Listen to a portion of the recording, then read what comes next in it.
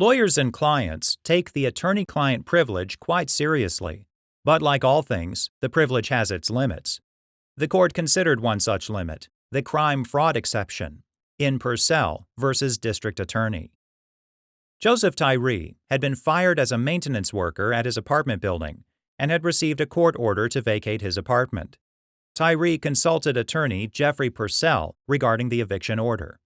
After the consultation, Purcell thought about it, then informed police that Tyree had threatened to burn down the apartment building. The next day, police evicted Tyree. They found incendiary materials, disconnected smoke detectors, and other evidence that Tyree was about to start a fire. Tyree was indicted for attempted arson of a building. The district attorney subpoenaed Purcell to testify about his conversation with Tyree.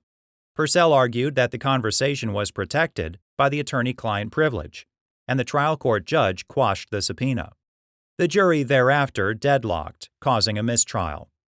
At Tyree's second trial, a different judge ruled that Tyree's statements to Purcell weren't privileged and ordered Purcell to testify. Purcell appealed to the Massachusetts Supreme Judicial Court.